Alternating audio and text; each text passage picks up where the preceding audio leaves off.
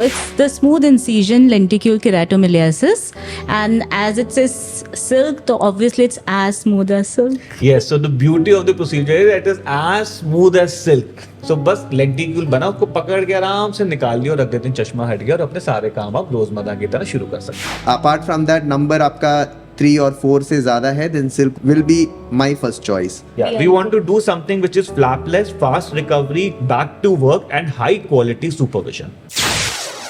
Hello and welcome back. I am Dr. Rahil Chaudhary, eye doctor, cataract and refractive surgeon.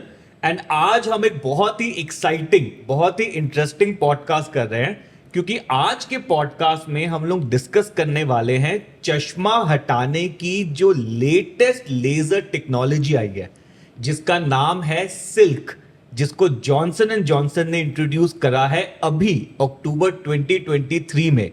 और ये technology जो है पूरे world में वेव्स बना रही है।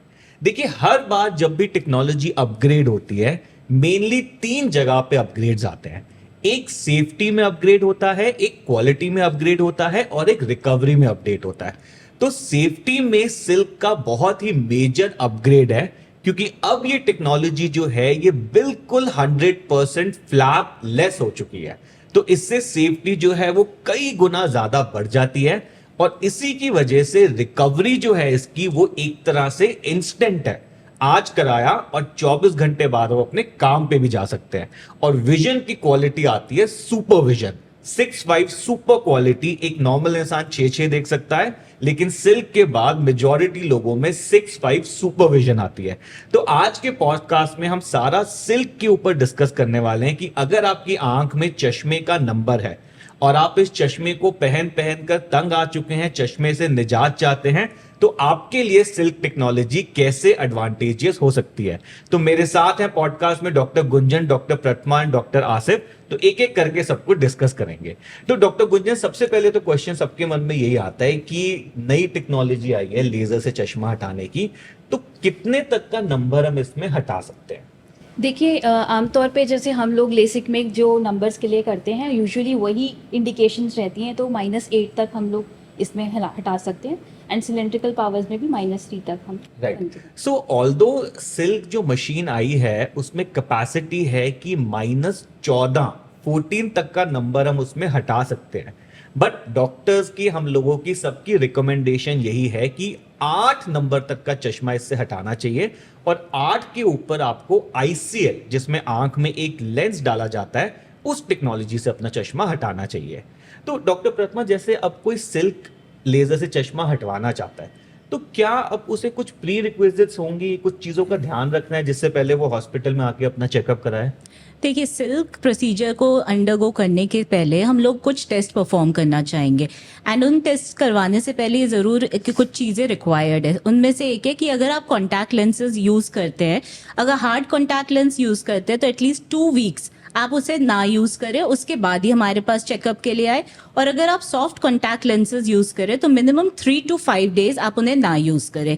सेकेंड, अगर आप किसी भी तरीके का ड्रग्स यूज़ कर रहे हैं, आई में डाल रहे हैं, सपोज एंटी ग्लोकोमा ड्रग या किसी भी ड्राई आई का ड्रग डाल रहे हैं, तो जब भी आप अपने डॉक्टर के पास जाए, ये हिस्ट्री आप ज़रूर बताएं। साथ ही साथ आपको ये भी ज़रूरी है कि अगर आपको कोई अंडरलाइंग कोई कोमोबिडिटी है, जब आप चेकअप के लिए आए, वो चीज भी जरूर मेंशन करें डॉक्टर को। राइट। सो जब भी आप डॉक्टर से मिलने आ रहे हैं, अपना सिल्क ऑपरेशन करवाने आ रहे हैं, सो कुछ चीजें जैसे डॉक्टर प्रथमा ने बताई, इनका ध्यान रखना जरूरी है। साथ ही साथ आपको ये भी ध्यान रखना चाहिए कि आपकी उम्र जो है वो 18 साल से ऊपर होनी चाहिए। तो कोई इंसान जिसकी उम्र 18 से कम है उसमें ये ऑपरेशन नहीं हो सकता। साथ ही साथ चश्मे का नंबर जो है वो पिछले 6 महीने से स्टेबल होना चाहिए। थोड़ी बहुत वेरिएशंस, आधा या 1/4 की हम लोग एक्सेप्ट कर लेते हैं, लेकिन मोटा मोटा ये जो नंबर है वो स्टेबल होना चाहिए। साथ ही साथ आपकी आंखों में चश्मे के नंबर के अलावा और कोई प्रॉब्लम नहीं होनी चाहिए। लेडीज जो हैं ये प्रेग्नेंट या ब्रेस्ट फीडिंग पे उस टाइम नहीं होनी चाहिए जिस टाइम आप सिल्क ऑपरेशन प्लान कर रहे हैं। और साथ ही साथ आप कुछ ऐसी दवाइयों का सेवन ना कर रहे हो जिससे बॉडी का हीलिंग रिस्पॉन्स कॉम्प्रोमाइज होता है। जैसे मान लीजिए आप स्टेरॉइड की दवाइयां यूज कर रहे हैं, इम्यूनोसप्रेसेंट्स यूज कर रहे हैं, तो ऐसी सिचुएशन में भी हम लोग आपका सिल्क ऑपरेशन नहीं रिकमेंड करेंगे। डॉक्टर आसिफ, सिल्क में एक रेवोल्यूशन अब कह रहे हैं कि इसमें ड्राइनेस कम होती है। जैसे हम देखते हैं जो पुरानी टेक्नोलॉजीज हैं, लेसिक, स्माइल, कॉन्ट्यूरा, इसमें एक साइड इफेक्ट बनता है ड्राइनेस का, जिसको करीब 3 से 4 महीने में कभी कभी लग जाते हैं ठीक होने में। तो क्या ये बात सच है कि सिल्क में ड्राइनेस कंपैरेटिवली कम है? This is a true statement. Actually क्या होती है, इसके लिए हम ये थोड़ा सा समझना पड़ेगा क्यों ड्राइनेस होती है। जो हर प्रोसीजर में जो कॉर्निया में कर रहे हैं, जैसे कॉन्टूरा, लेसिक, PRK, पी कॉन्टूरा, स्माइल, हर चीज़ में हम क्या होती है, जो लेज़र से आपका कॉर्नियल नर्व्स होती है वो थोड़ा डैमेज हो जाती है, जिस वजह से आपका ड्राइनेस कॉज होती है। एंड इस टेक्नोलॉजी में जो सिल्क में ऐसे क्या है, मतलब आपका जो लेंटिक्यूल निकाल रहे, जो इसमें एक प्रोसीजर से जो लेंटिक्यूल निकालेंगे उसका शेप होती है, वो शेप थोड़ा अलग तरीके से shape, usually by convex shape बोलते हैं उसको, compare to its previous smile. So जो स्माइल में शेप अलग होती है, इसका शेप, जो लेंटिकुल का शेप थोड़ा सा डिफरेंट होती है, जिस वजह से आपका जो नर्व्स, कॉर्नियल नर्व्स डैमेज हो जाते हैं वो काफ़ी कम हो जाते हैं।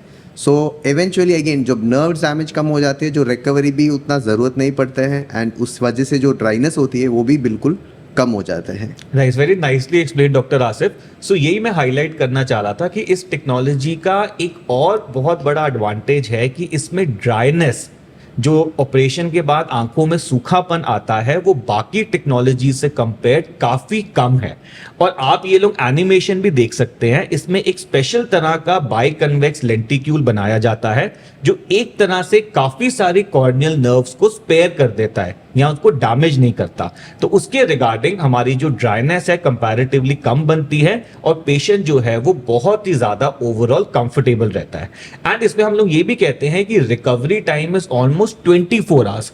तो 24 आवर्स के बाद अब अपनी रूटीन, जैसे घूमना फिरना, गाड़ी चलाना, पिक्चर देखना, टीवी देखना, घर के काम, किचन के काम, बाहर के काम, 15-20 घंटे मोबाइल चलाना, वॉक पे निकलना, ये सारा कुछ आप 24 घंटे बाद शुरू कर सकते हैं। तो डॉक्टर गुंजन, जैसे ऑपरेशन के बाद हम लोग, कुछ लोगों का क्वेश्चन होता है कि डॉक्टर साहब मोबाइल कंप्यूटर कब से यूज करना है या रूटीन में कब से आना है, तो हम लोग यूजुअली आप बता रहे हैं सिल्क में कि 24 घंटे बाद आ सकते हैं। तो क्या 24 घंटे के ऊपर 3-4 दिन अगर पेशेंट छुट्टी और ले ले तो क्या उससे बेनिफिट होएगा? बेसिकली पॉइंट इज कि आप इतने टाइम से ग्लासेस यूज़ कर रहे हैं तो आपको थोड़ा न्यूरो अडेप्टेशन में टाइम देना चाहिए। तो आइडियली अगर आप रेस्ट करेंगे तो बेटर रहेगा, but if you have to go to the office and you can also start. So basically our recommendation is कि although 24 घंटे में रिकवरी है, तब भी वी रिकमेंड कि 3-4 दिन का आप थोड़ा सा ब्रेक ले लीजिए, थोड़ा सा आपका स्केड्यूल लाइट हो जाए, बहुत ज्यादा मोबाइल कंप्यूटर मत यूज करिए, बहुत ज्यादा एग्रेसिव काम मत करिए, थोड़ा सा बॉडी हील हो जाए, आंखें सेट हो जाए, फिर हम अपनी रूटीन में वापस आ सकते हैं। सो डॉक्टर गुंजन, अब लोग ये पूछते हैं अक्सर कि एक बारी हमने सिल्क ऑपरेशन से चश्मा हटवा लिया, तो क्या अब चश्मा मेरा पूरी लाइफ के लिए हटा हुआ है कि मेरे को चश्मा दोबारा पहनना पड़ेगा? मोस्टली तो ऐसा नहीं होता कि नंबर वापस आते हैं, बहुत ही रेयर केसेस होते हैं जिनमें नंबर वापस रहता है या रेसिडुअल रहता है, बट 40 इयर्स के बाद पास का नंबर सबको लगता है, तो that is normal in that. Right. तो देखिए, इस क्वेश्चन के बेसिकली 2 तरह के आंसर्स होते हैं। एक तो है कि हम सबको, हर इंसान को 40-45 साल की उम्र के बाद नजदीक का या पढ़ने का नंबर आ जाएगा। अब वो आप सिल्क करवाओ ना करवाओ, सिल्क से एक बारी नंबर 0 हो गया। जैसे मान लीजिए किसी ने 20 साल की उम्र में सिल्क कराया, तो 20 साल से लेके 45 साल की उम्र तक तो उस इंसान को कोई चश्मा नहीं पहनना, ना दूर के लिए पहनना है ना पास के लिए पहनना है। लेकिन 45 साल की बाद हम सबकी आंखों में, मेरी आंखों में, डॉक्टर गुंजन, डॉक्टर प्रतिमा, डॉक्टर आसिफ, हर इंसान की आंख में 45 साल के बाद एक प्रेस बायोपिया करके प्रॉब्लम आनी शुरू हो जाती है, जिससे आंख में रीडिंग का या पढ़ने का नंबर आ जाता है। तो पढ़ने का नंबर तो 40-45 साल की उम्र के बाद हर इंसान को पहनना है, या आपको कुछ अलग ट्रीटमेंट कराना पड़ेगा नियर का नंबर हटवाने के लिए। कभी कभी, बहुत रेयरली ऐसा भी हो सकता है कि सिल्क प्रोसीजर के बाद छोटा मोटा आधा 1/4 नंबर ऊपर नीचे हो गया या रह गया।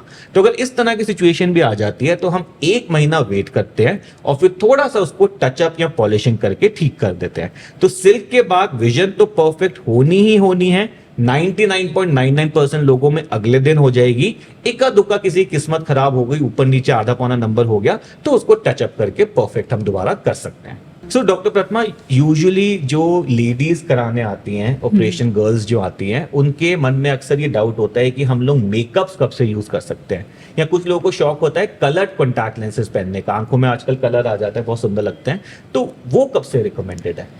देखिए डॉक्टर रायल, दो हमारी रिकवरी इस ऑपरेशन में काफ़ी जल्दी है, but still I recommend them कि एक बार पहले डॉक्टर से चेकअप कराएं, और अगर हो सके तो कम से कम 3-4 हफ्ते का गैप ले। क्यों? क्योंकि इस दौरान हम इनको पोस्ट ऑप पीरियड में कुछ ड्रॉप्स देते हैं डालने के लिए, जिससे जो हमारी हीलिंग है वो हीलिंग जल्दी हो जाए। अगर हमारी आँख की हीलिंग कंप्लीट नहीं हुई और उसी बीच उसी दौरान आप कॉन्टैक्ट लेंसेज लगा रहे हो, आई मेकअप लगा रहे हो, तो वो सब आँख में जाने की टेंडेंसी रहती है, जिससे कारण इन्फेक्शन हो सकता है। तो इसलिए what I would recommend is at least 3-4 weeks का आप एक बार गैप लें। और मान लीजिए किसी को हैवी काम करना हो, जैसे gymming, jogging, running, swimming, cricket, football खेलना है, एडवेंचर स्पोर्ट करना है, अंडर वाटर जाना है, स्काई डाइव करना है, राफ्टिंग वगैरह करनी है, तो ये सब कब से शुरू करें?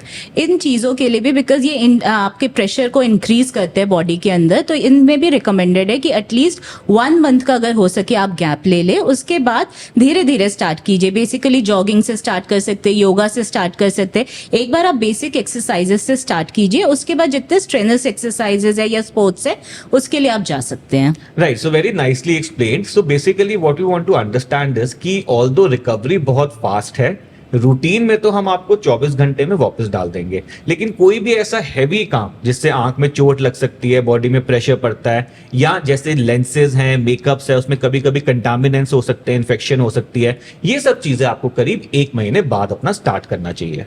डॉक्टर आसिफ, जैसे अब पेशेंट्स के मन में काफी कंफ्यूजन हो जाती है, क्योंकि इतने सारे चश्मा हटाने के प्रोसीजर्स आ गए हैं, PRK है, एपीकॉन्ट्यूरा है, लेसिक है, कॉन्ट्यूरा है, स्माइल है, सिल्क है, अब लेंस वाले प्रोसीजर्स भी हैं, ICL है, RLE है, तो अब कैसे डिसाइड होता है कि किसके लिए कौन सा प्रोसीजर सूटेबल रहेगा?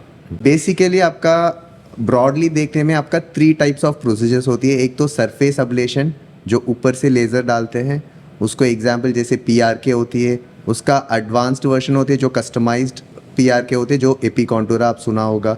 And second group of procedures होती है जो फ्लैप बेस्ड प्रोसीजर्स होती है, जो जिसमें पहले 1999 में तब से हो रही है जो कन्वेंशनल लेसिक हो रही है।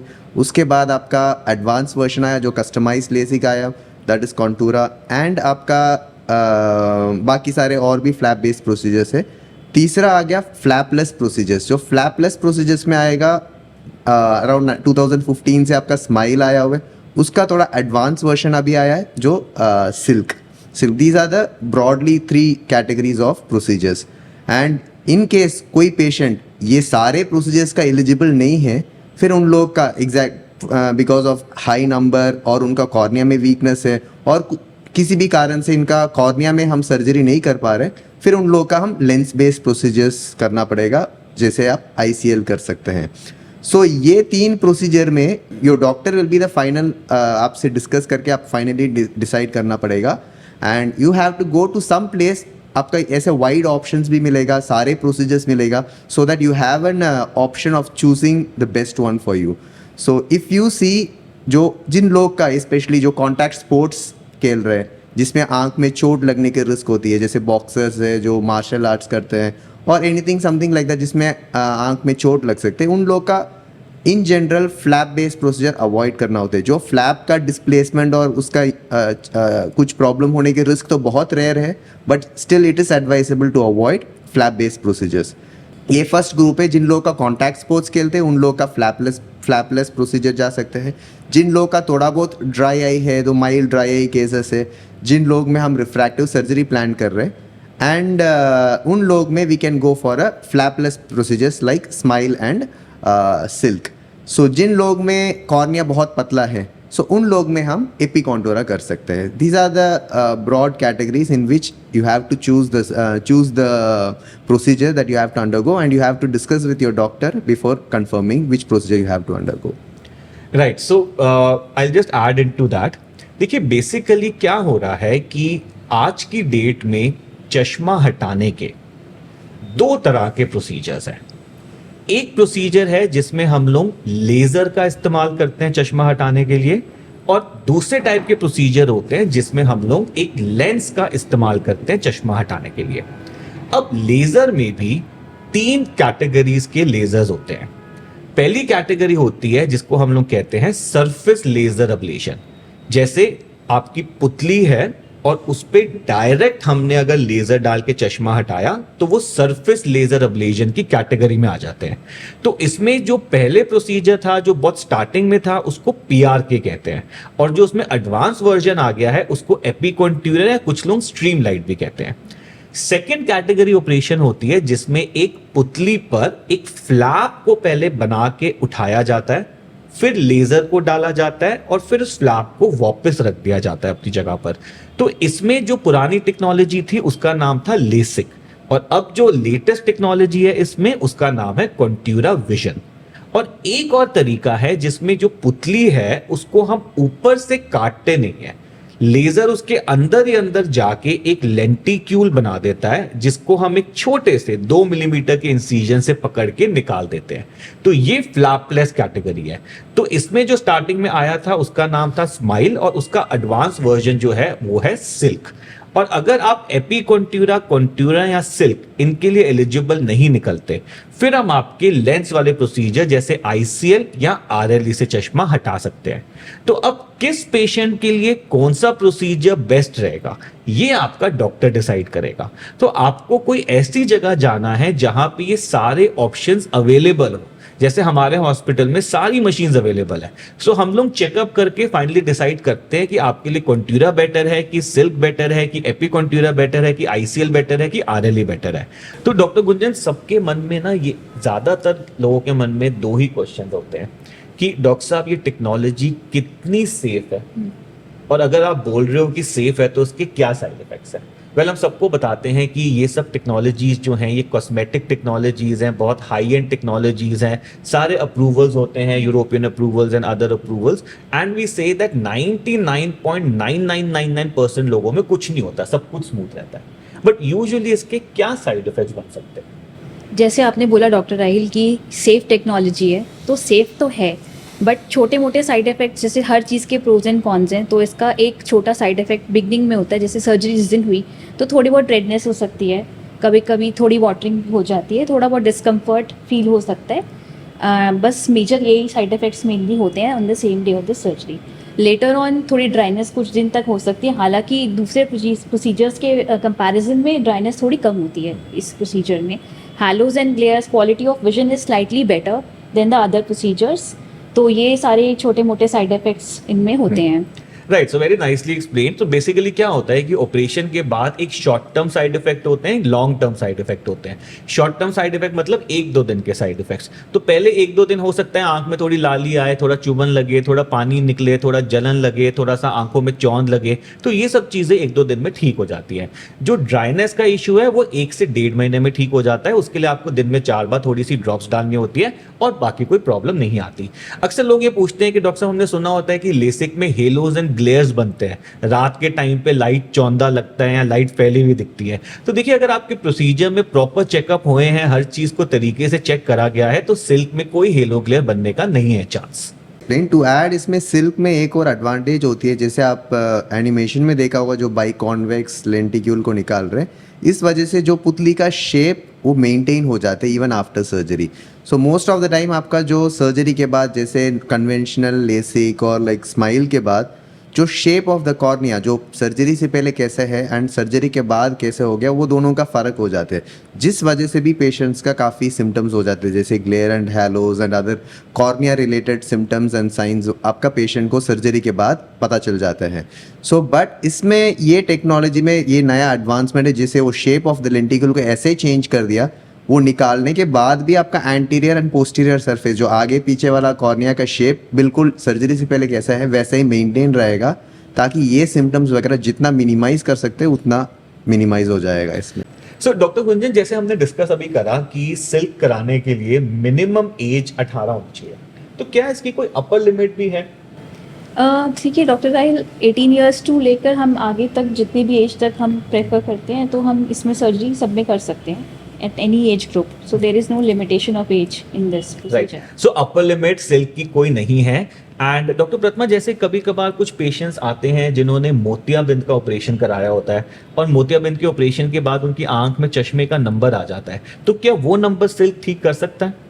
बिल्कुल ज़रूर कर सकते हैं. अगर दूर का कोई भी नंबर रह जाए मोतियाबिंद के ऑपरेशन के बाद, तो सिल्क के हेल्प से हम वो वाला नंबर ज़रूर हटा सकते हैं. बट शर्त ये है कि जो आपका कॉर्निया है वो फिट होना चाहिए सर्जरी के लिए. राइट, सो अगर मोतियाबिंद के बाद आंख में चश्मे का नंबर आ गया है तो सिल्क से हम दूर का चश्मा हटा सकते हैं. देखिए, सिल्क टेक्नोलॉजी जो है ये आपका दूर का चश्मा हटाने के लिए बनी है, पास के लिए नहीं बनी. तो अगर आपके सारे रिपोर्ट्स वगैरह बढ़िया है तो हम आपका ऑपरेशन मोतियाबिंद के बाद भी कर सकते हैं. सो डॉक्टर आसिफ, मान लीजिए कोई पेशेंट है जो कॉन्ट्यूरा के लिए भी एलिजिबल है, सिल्क के लिए भी एलिजिबल है, एपीकॉन्ट्यूरा के लिए भी एलिजिबल है, आई सिल्क के लिए भी एलिजिबल है, तो उस पेशेंट को कौन सा चूज करना चाहिए? सो इन जनरल एक्स्ट्राओकुलर और laser based procedures are preferable. दोनों आप कर सकते हैं. आपका cornea thickness everything is fine. Then in general you have to prefer an extraocular procedure और a laser based procedure. And again it is individual basis. दो इसमें ऐसा नहीं है एक का ज़्यादा advantage over the other one, but in general it is preferable to choose an extraocular procedure. And इसमें से आपका एपी कॉन्टूरा एंड सिल्क तीनों कर सकते हैं. तो सो सेकेंड आपका flapless procedure will be better, क्योंकि आपका फ्लैप रिलेटेड कॉम्प्लिकेशन ये सारी चीज़ आपका डाउन द लाइन आपका कॉन्टैक्ट स्पोर्ट्स, आपका जो फ्यूचर में आपका कुछ खेलना है, मतलब आइस में चोट लगने के रिस्क होते हैं, मतलब चोट लग रहे हैं, मतलब किसी में भी आपका ये फ्लैप रिलेटेड कॉम्प्लिकेशंस तो होने वाला नहीं है. So flapless procedures are in general better than the flap based procedure. So coming to the ये दोनों सोच के आपका मतलब obvious the answer must be silk, that has to be preferred. Again in case आपका बहुत कम नंबर है and if you are okay with delayed healing, then epicontour is also a good procedure. Apart from that, number आपका 3 और 4 से ज़्यादा है, then silk will be my first choice. Right, so exactly, मतलब even I wanted to explain this something like similar कि देखिए basically let your doctor, जो आपका डॉक्टर है उसको डिसाइड करने दीजिए which procedure would suit you the best. But again अगर आप एपीकॉन्ट्यूरा, कॉन्ट्यूरा एंड सिल्क तीनों के लिए एलिजिबल है, then of course even my choice would be silk. What about you, doctor? Yeah, same. I would be. We want to do something which is flapless, fast recovery, back to work, and high quality supervision. Doctor Gunjan, suppose कोई patient silk operation कराने के लिए आ रहा है, तो उसको कुछ चीजों का एक्स्ट्रा ध्यान रखना है सो दैट उसका प्रोसीजर स्मूथली हो जाए. One is you have to not wear any eye makeup for females.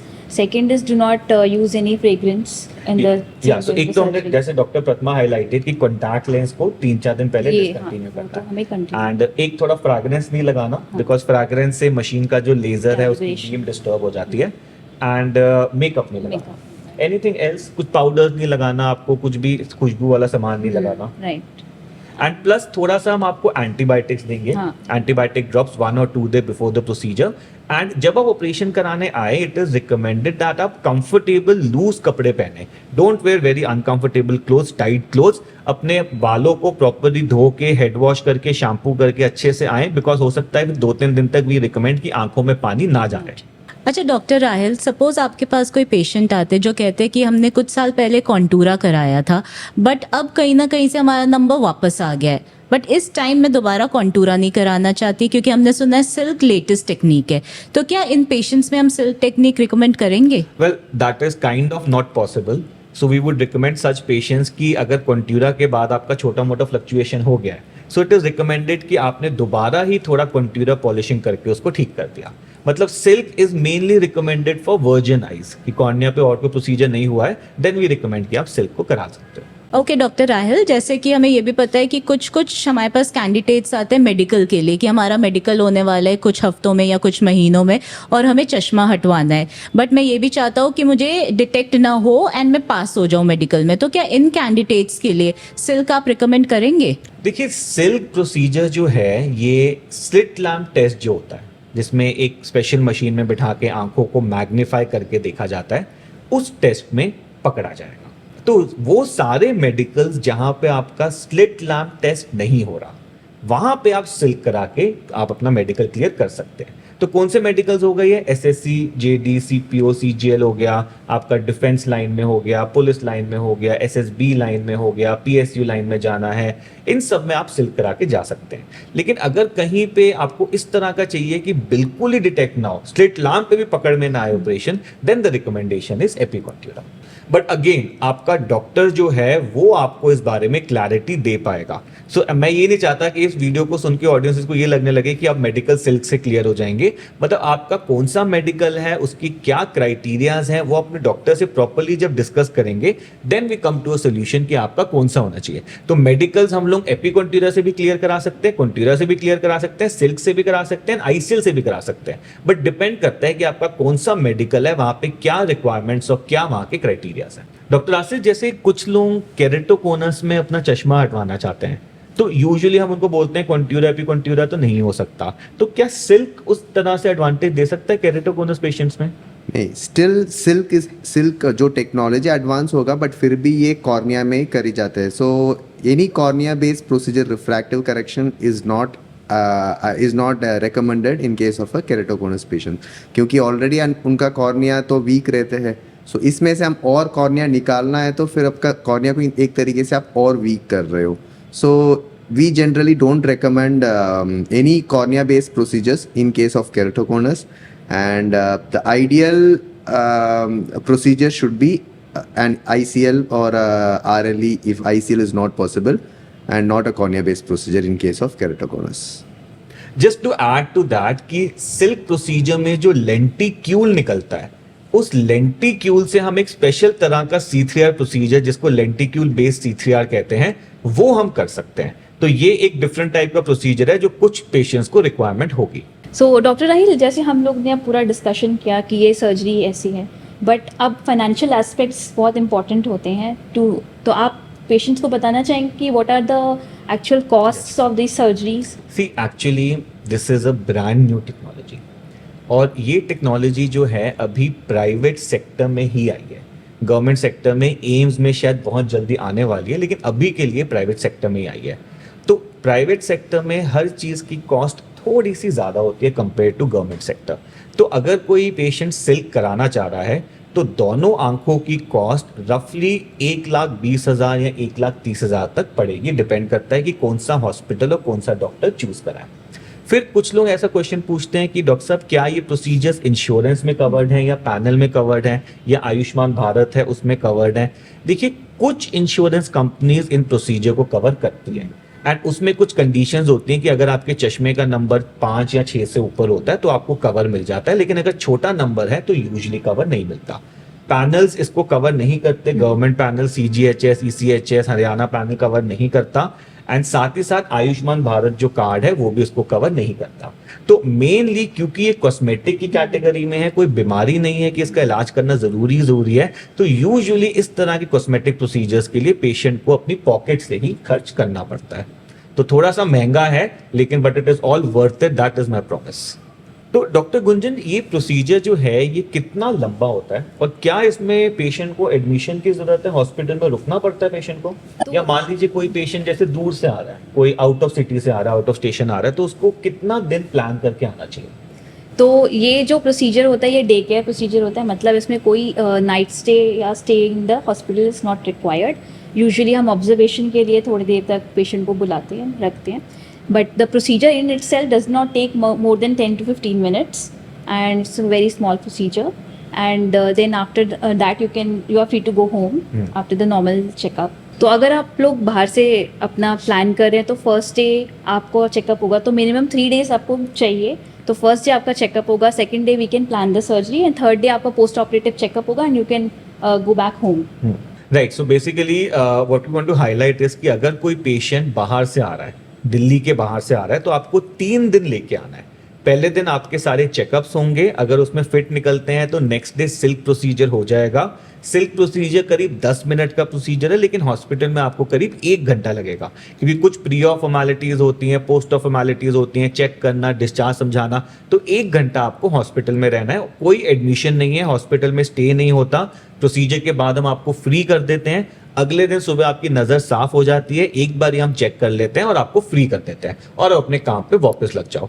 And एक बार हम कहते हैं कि 1 से 2 महीने बाद एक रूटीन फॉलोअप हो जाना चाहिए, जहां पे बस ये चेक हो गया कि आंख सेट हो गई है, ड्राइनेस खत्म हो गई है, विजन परफेक्ट हो गई है, एंड फिर आप अपना भूल जाइए कि आंख में कोई ऑपरेशन हुआ था और सब जैसे एक नॉर्मल इंसान होता है वैसे आप नॉर्मल जी सकते हैं। डॉक्टर प्रतिमा, इन सब डिस्कशंस में हम एक चीज तो बताना भूल ही गए अपने ऑडियंसेस को कि सिल्क की फुल फॉर्म क्या है, एंड आई थिंक लेसिक और स्माइल की फुल फॉर्म भी बता देते हैं। तो लेसिक की फुल फॉर्म है laser assisted in situ keratomileusis, smile की फुल फॉर्म है small incision lenticule extraction, and silk की फुल फॉर्म है doctor Pratima will tell us.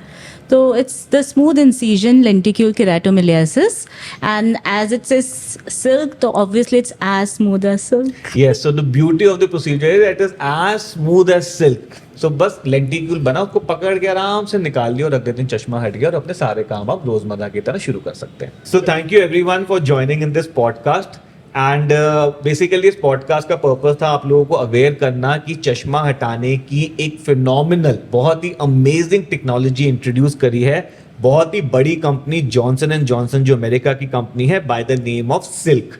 And ये सिल्क प्रोसीजर जो है एक स्पेशल मशीन जिसको इलीटा कहा जाता है, जो जॉनसन जॉनसन ने लॉन्च करी है, उस पर परफॉर्म किया जाता है। एंड ऑलरेडी हम कई सारे केसेस इसमें कर चुके हैं। The results are phenomenal, patient comfort बहुत ज्यादा है, पेशेंट की विजन सुपरविजन आती है, एंड अगले ही दिन से पेशेंट अपने रोजमर्रा के काम भी शुरू कर सकता है। So we are now going beyond LASIK, beyond smile and beyond contoura with the latest technology which is silk. So thank you very much for joining and I will be back soon.